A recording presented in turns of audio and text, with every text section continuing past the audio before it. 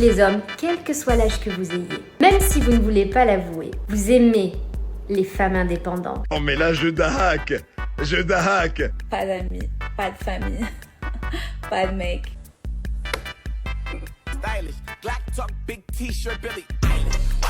Fait du bruit tellement c'était claqué au sol. Toujours célibataire, je me fais pas accoster, je me fais pas draguer. On me demande même pas le nom d'une rue, qu'est-ce qui se passe? Claqué au sol. Fais confiance à l'univers et tout se passera tranquillou quoi. La blague est valide. Exclusivité. Ça sent pas très bon, mon rêve.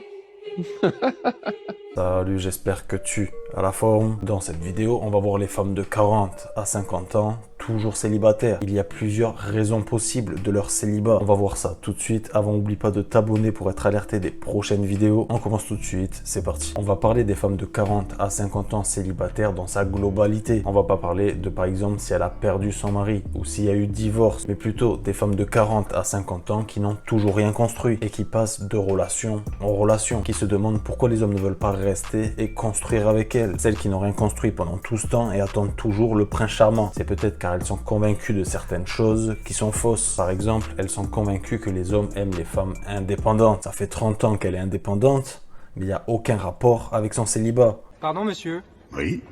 Mais pouvez-vous nous dire ce qui se passerait si, pour une raison que nous ignorons, quelqu'un pouvait utiliser sa capacité cérébrale à hauteur de 100%?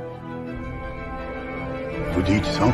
Vous les hommes, quel que soit l'âge que vous ayez, même si vous ne voulez pas l'avouer, vous aimez les femmes indépendantes, les femmes qui savent ce qu'elles veulent. Même si ça vous fait peur, parce que vous perdez votre condition d'homme fort, surtout, vous aimez les femmes en fin de trentaine et plus encore parce qu'elles ont l'expérience et que ce sont de vraies femmes et pas des gamines. Mais réveillez-vous, c'est... Oh mais là je dahack.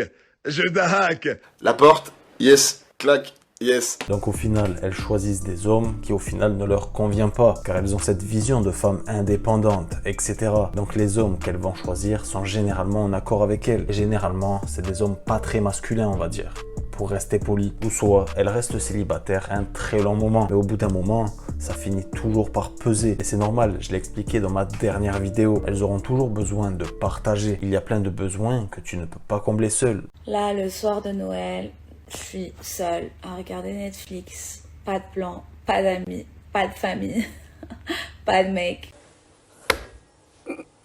Je rigole, mais en vrai, je remets toute mon existence en question. Vous savez, quand on atteint un certain niveau professionnel, de santé, en gros, on atteint tous nos objectifs, on réalise qu'il n'y a pas pire que la solitude.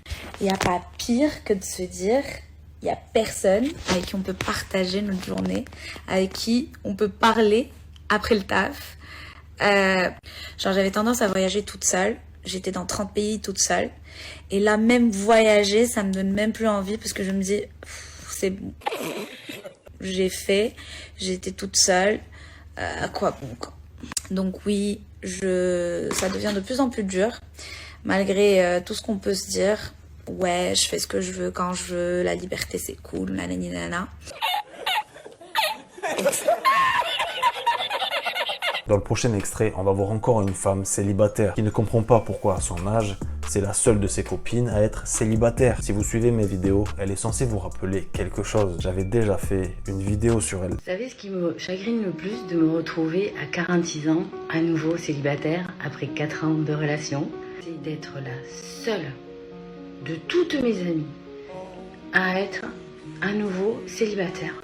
J'ai 0 copine qui ne soit pas en couple en ce moment. Pourtant j'en ai des copines, mais on s'était toutes casées à peu près au même moment, enfin voilà, à peu près. Et je suis la seule que ça a échoué. Alors oui, il y en a qui vont dire remettez en question Landry, hein. Moi je vais vous dire, je suis donc quelqu'un de très très positif. Et je crois au destin et je me dis que si les choses se sont passées comme ça, c'est pas pour rien. Je me dis qu'il va forcément y avoir quelque chose de bien, de mieux qui va m'arriver. Pour retrouver l'extrait, n'hésite pas à aller voir sur mon Instagram et vous allez comprendre très vite pourquoi elle se retrouve dans cette situation. C'est exactement cette vidéo-là.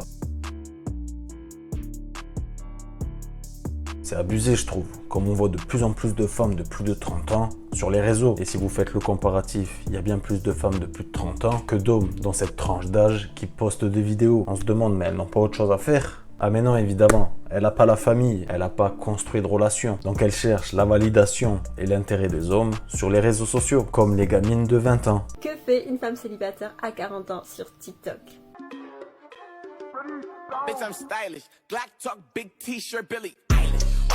Fait du bruit tellement c'était claqué au sol. À 40 ans, tu devrais pas porter un short si court, ça commence à être un peu flasque tout ça. Claqué au sol. À 40 ans, t'as plus l'âge de porter ce genre de t-shirt déjanté. Claqué au sol. À 40 ans, les Converse, faut arrêter, ça fait adolescente. Claqué au sol. Ah, les bijoux à petit cœur. Claqué au sol. Ce qui est plutôt comique avec ce genre de personnalité, c'est qu'elles ne comprennent pas pourquoi elles finissent toutes seules. Mais elle a des exigences longues comme le bras. Évidemment, une femme doit avoir des exigences et heureusement, elle doit être sélective et prendre des hommes dans la même catégorie qu'elle. Mais elle doit en aucun cas se surévaluer, avoir des attentes incroyables alors qu'elle a des bagages énormes. I'm starting to think that maybe I shouldn't have like any expectations whatsoever. I'm like, you know, listening to you, I'm starting to realize that I do have 2 children. My children are 12 and 14. Currently like unemployed. I haven't really had like a good career. I've just held like little like cashier jobs here and there. I'm not really Who do you live with? I live with my mother. And you asked me what you should expect in a man? Oh mais là je dahack. La blague est valide. Et après, elles se retrouveront dans ce genre de situation. 55 ans, Adèle n'a ni mari, ni enfant. Elle a connu un parcours professionnel épanouissant, avec de longs séjours à l'étranger. Mais côté cœur, ces histoires d'amour ont toutes fini en naufrage. Je suis toujours célibataire, je me fais pas accoster, je me fais pas draguer, je me fais pas réprimander. On me demande ni l'heure, ni la date, ni la météo, on me demande même pas le nom d'une rue. Qu'est-ce qui se passe? Oui, je chante, je danse, je fais des comédies musicales. Comment? Oui, 35 ans. Célibataire, oui. Oui, célibataire. Qu'est-ce que je fous avec un mec? Pour lui laver sa culotte, qui crève, c'est mieux. Alors tu en as, elles se sont dit c'est bon, allez c'est impossible. Dans leur tête ça y est, elles resteront célibataires à vie. Elles aiment apparemment trop le célibat, c'est juste un genre qu'elles veulent se donner. Et parfois on se pose la question de se dire mais finalement est-ce qu'on n'est pas bien seul? Parce qu'on a trouvé cet équilibre, on est déjà heureux et on a tout à fait conscience de faire rentrer quelqu'un dans notre vie peut tout chambouler. Parce que tu vas te retrouver avec quelqu'un qui est trop en demande, ça va te prendre la tête. Et tu te poses réellement la question de te dire, ben voilà, finalement j'ai trouvé mon équilibre, est-ce qu'il vaut mieux pas que j'aille sur des relations le temps que ça dure? Parce que le temps passe et qu'on n'a pas envie, on n'a plus envie de faire des sacrifices. On n'a plus envie de jouer la psychologue, on a envie de kiffer notre vie avec des personnes qui kiffent leur vie. Surtout que quand elles n'ont rien construit, elles ont énormément de pression sociale sur les épaules. Par la famille, les amis, l'entourage. Elles se prennent des réflexions du style « tu n'es pas casé ». À 40 ans, toujours pas d'enfant. Et en réalité, c'est pas une mauvaise chose. Quand tu te rends compte que quelqu'un de ta famille est seul, 40 ans passés, tu t'inquiètes pour elle. Tu te demandes ce qui va pas. Certains vont parler de construction sociale qui oblige à faire ça. Et en réalité, c'est un peu le cas.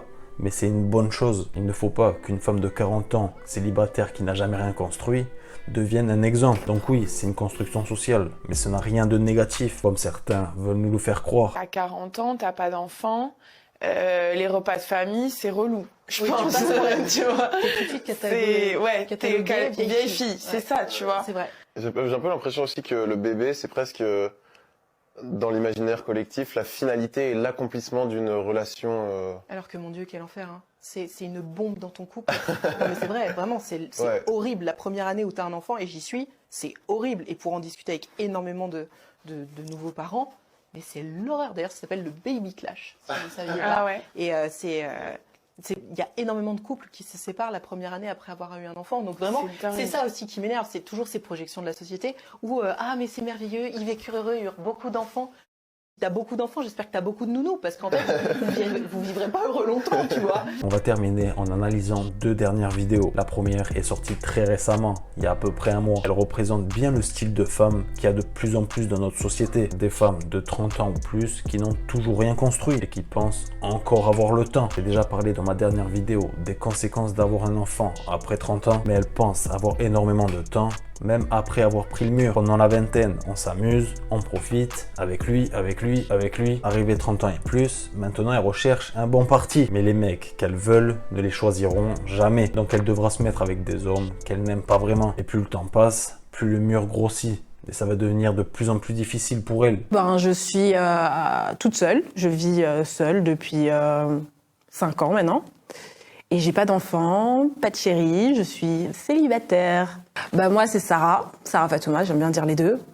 J'ai 31 ans et je suis styliste / assistante de direction.